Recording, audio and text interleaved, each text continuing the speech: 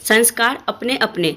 बहू, कुछ है क्या खाने को? दोपहर करीब 2 बजे के आसपास श्याम जी ने बहू के कमरे में आवाज लगाते हुए कहा, ये भी कोई वक्त है खाने का? और अभी 10 बजे दिया था ना दूध वाला दलिया, फिर अब 2 बजे हैं तो दाल चावल बनाई थी, खत्म हो गई है। और आपको कोई काम तो है नहीं सिवाय खाने के? रसोई है या कोई फैक्ट्री जो आपके लिए 24 घंटे चलती रहेगी? जाइए अभी यहाँ से, शाम को देखेंगे क्या बनाना है। अभी मेरा फेवरेट सीरियल आ रहा है। कहते हुए बहू ने नजरें फिर से टीवी पर टिका दी। श्याम जी चुपचाप वहाँ से अपने कमरे की ओर बढ़ गए।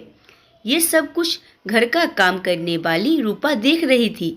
वह मन ही मन सोचने लगी कि कहने को इतना बड़ा बंगला है, बड़ी बड़ी गाड़ियां हैं, पैसा है, मगर इतना बड़ा बंगला पैसा होने के बावजूद दिल बहुत छोटा है इनका, जो अपने घर के पिता समान ससुर जी की सेवा नहीं कर सकते।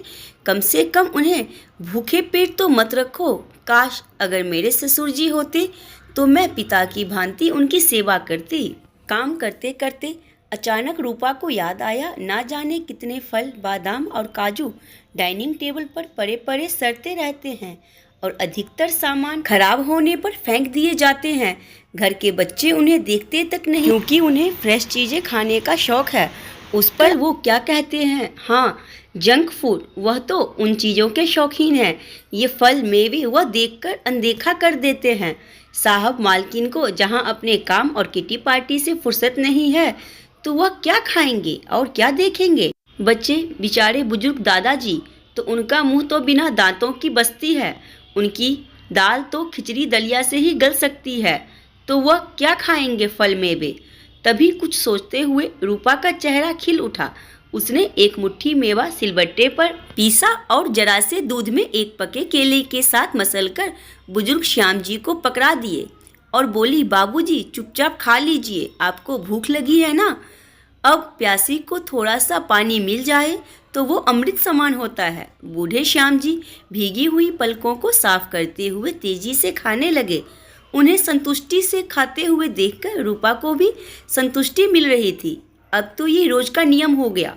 रूपा रोज ऐसे दूध मावा से बना हेल्दी खाना दोपहर में टीवी से चिपकी हुई बहू की नज़र बचाकर बूढ़े श्याम जी को दे देती। कभी आते जाते बच्चे देख लेते तो सोचते, दादाजी की आंखें कितनी कमजोर हो गई हैं, जो मम्मी की जगह काम वाली से ना जाने क्या क्या मांग कर खाते रहते हैं। वही दूसरी और घर की बहू ये सोचकर खुश होती कि मेरी डांट डपट से बूढ़े पिताजी काबू में रहते हैं, तो वही घर का बेटा पिताजी की सुधरती सेहत देखकर सोचता कि मेरी पत्नी अपने ससुर जी का कितना ख्याल रखती है। और घर की काम वाली रूपा सोचती है, उसकी तो नौकरी भी यही है और जिंदगी भी यही है। झाड़ू बर्तन करते करते जाने कब सांसें साथ छोड़ जाए। अपने ससुर जी की सेवा करने का सौभाग्य तो मुझे मिला नहीं, तो क्यों ना यहाँ घर के बुजुर्ग की सेवा करके कुछ पुण्य ही कमा लूं। वहीं बूढ़े श्याम जी सोचते कि अब सोचना समझना क्या है, दिन ही तो काटने हैं। भूखे रहकर मरने से अच्छा आखिर वक्त में जो सेवा और सम्मान दे रहा है ले लो। श्याम जी हमेशा सुधा को आशीर्वाद देते हुए सोचते, अगले जन्म में भगवान मुझे अमीर बनाना चाहे तो भी मत बनाना, बस बेटी देना या बहू देना, तो ऐसे सुलझे हुए संस्कारों वाली रूपा जैसी देना। दोस्तों, घर के बड़े बूढ़ों का हमेशा सम्मान करें, जहाँ तक हो सके उनकी सेवा करें, क्योंकि घर में बड़े बूढ़ों का होना सौभाग्य की बात है। इस कहानी के बारे में अपनी राय मुझे कमेंट बॉक्स में जरूर दें। कहानी पसंद आई तो वीडियो को लाइक, चैनल सब्सक्राइब, वीडियो को शेयर जरूर करें।